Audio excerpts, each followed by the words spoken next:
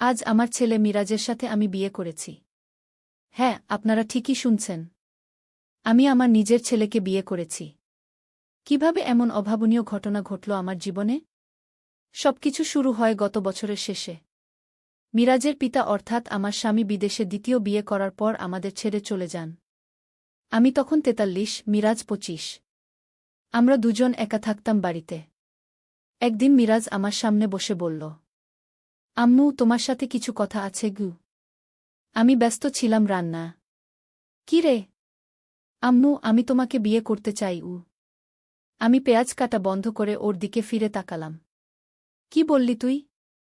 আমি তোমাকে বিয়ে করতে চাই, আম্মু। আমি জানি এটা অস্বাভাবিক শোনাচ্ছে, কিন্তু আমি আর লুকাতে পারছি না। আমি তোমাকে ভালোবাসি, একজন নারী হিসেবে।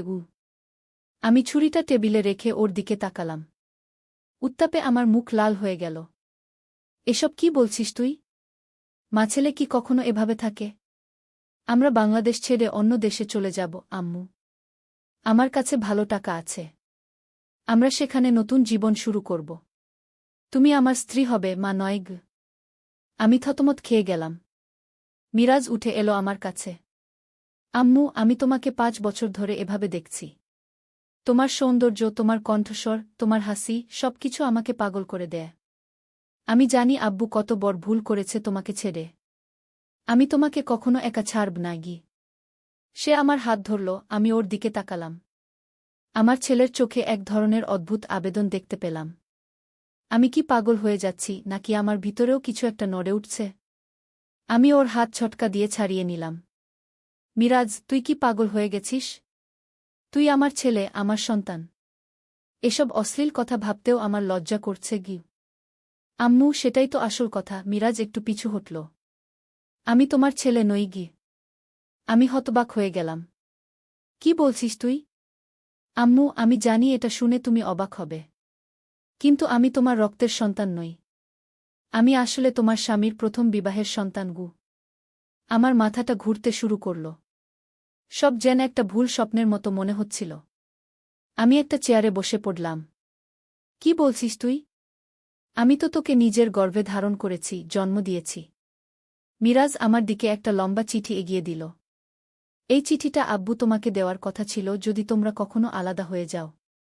তিনি সেটা করেননি, আমাকে দিয়ে গেছেন। আমি অনেক দিন ধরে এটা লুকিয়ে রেখেছিলাম, কিন্তু এখন সময় হয়েছে সত্যটা জানার। আমি কাঁপা হাতে চিঠিটা নিলাম। সেখানে স্পষ্ট লেখা ছিল একটি অবিশ্বাস্য সত্য, আমি কখনো মিরাজকে জন্ম দেইনি। আমি মিরাজের জন্মের সময় গুরুতর অসুস্থ ছিলাম, এবং মিরাজের আসল মা, আমার স্বামীর প্রথম স্ত্রী, মারা গিয়েছিলেন জটিল প্রসবের সময়। আমার স্বামী সব লুকিয়ে রেখেছিলেন আমার থেকে, এমনকি ডাক্তারদের সাথে ষড়যন্ত্র করে আমাকে বিশ্বাস করিয়েছিলেন যে আমি মিরাজকে জন্ম দিয়েছি।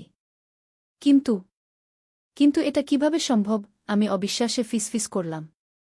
আমার স্মৃতি, আমার শরীরের চিহ্ন, সেগুলো সব বানোয়াট, আম্মু। আমার জন্মের সময় তোমার অ্যাক্সিডেন্ট হয়েছিল। সেই সময় তোমার কিছুদিন স্মৃতিভ্রম ছিল, আর আব্বু সেই সুযোগে তোমাকে বিশ্বাস করিয়েছিলেন যে তুমিই আমার জন্ম দিয়েছ। আমার সামনে দুনিয়াটা ঘুরতে লাগল। সত্য এর চেয়ে ভয়ঙ্কর আর কি হতে পারে? আম্মু, আমি জানি এটা ভীষণ শক তোমার জন্য। কিন্তু একটা কথা মনে রেখো, আমি তোমাকে চিরদিন মা হিসেবেই দেখেছি, ভালোবেসেছি। কিন্তু এখন যখন জানলাম যে আমরা রক্তে সম্পর্কিত নই, তখন আমার মনে হল হয়তো আমি তার কথা শুনতে পারছিলাম না। আমার কানে শুধু গুনগুন শব্দ ভাসছিল। আমার জীবনের ২৪টা বছর, সবটাই মিথ্যার উপর দাঁড়িয়েছিল। আমার সন্তান, যাকে আমি এতদিন আমার ভেবে এসেছি, সে আসলে আমার নয়। আমি একটু একা থাকতে চাই। আমি উঠে দাঁড়ালাম। আমাকে সময় দে মিরাজ।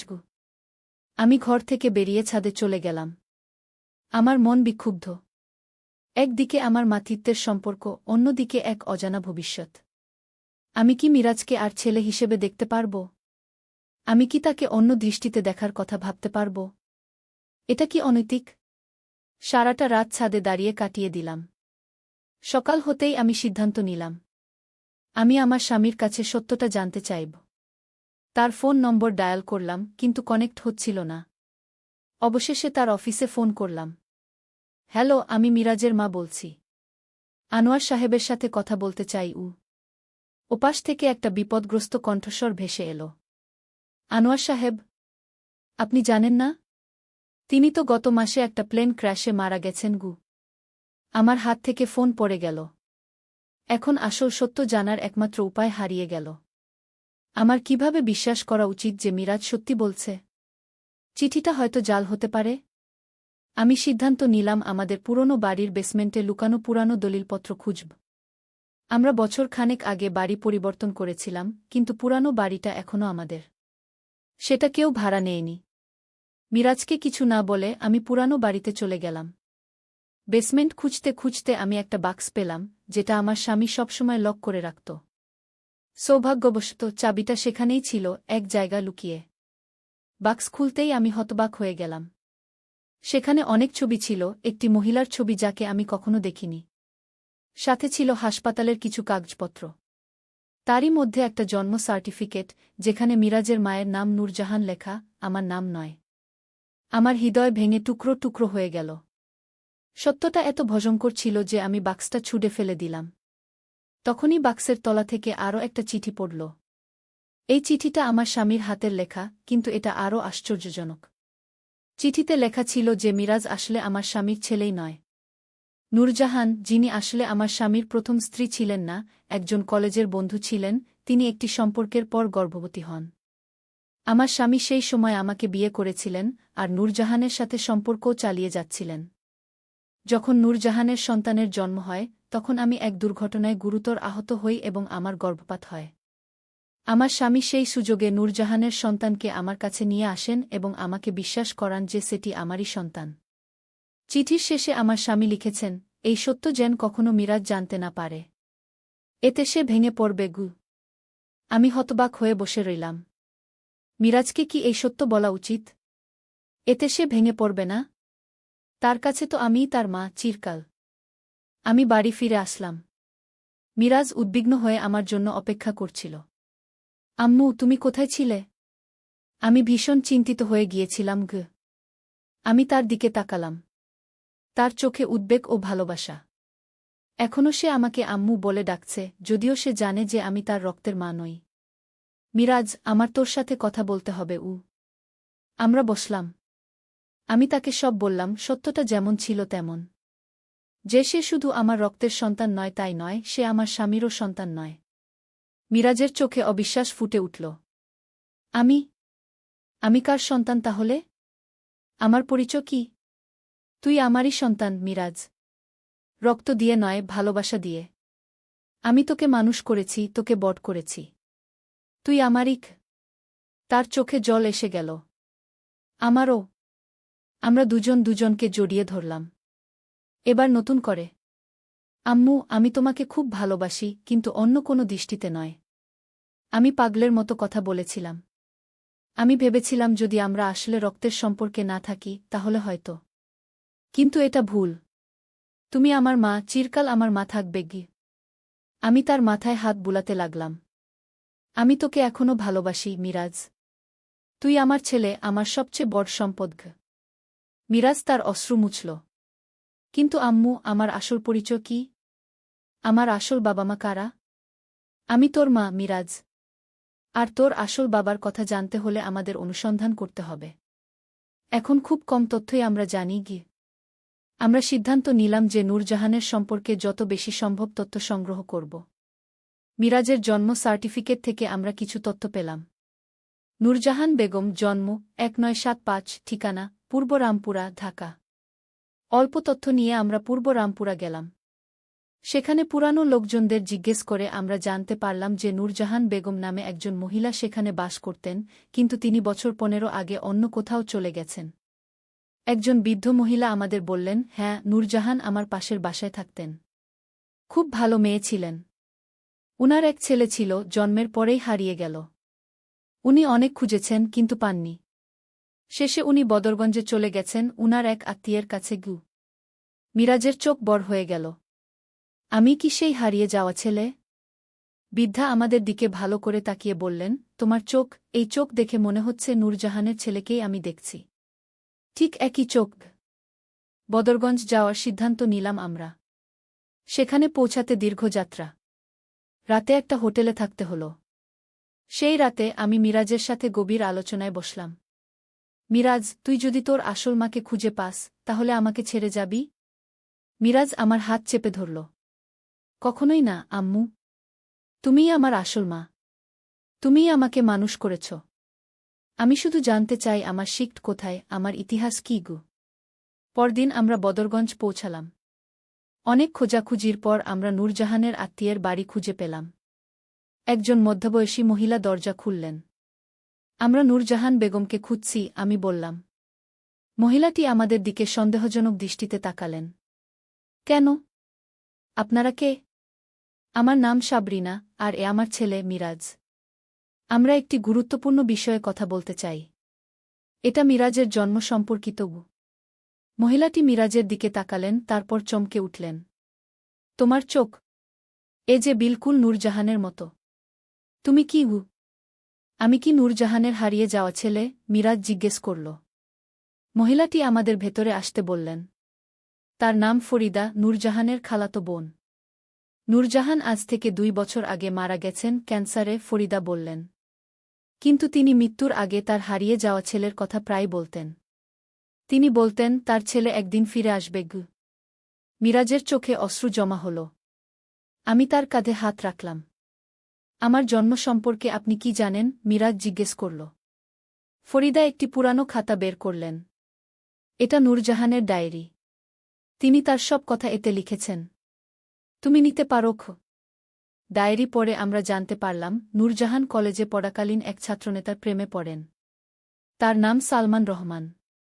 সালমান তাকে বিয়ের প্রতিশ্রুতি দিয়ে সম্পর্ক করেন, কিন্তু পরে তিনি অস্বীকার করেন।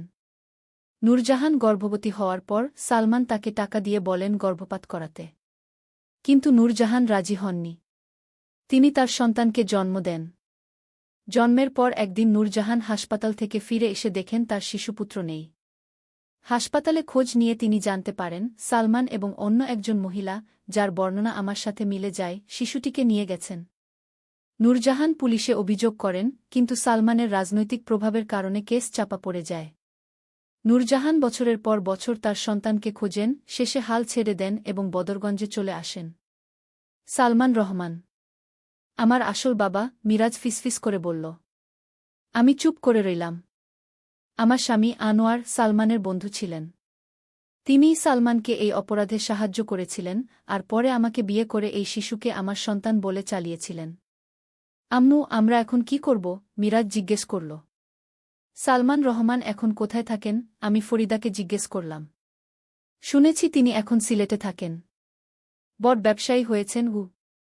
আমরা সেদিনই সিলেটের উদ্দেশ্যে রওনা দিলাম। ট্রেনে যাত্রা করার সময় আমরা অনেক কথা বললাম। মিরাজ তার জন্মদাতা বাবাকে নিয়ে অনেক প্রশ্ন করল। আমি যতটুকু জানতাম বললাম। আম্মু, তুমি কি কখনো সন্দেহ করেছিলে যে আমি তোমার সন্তান নই?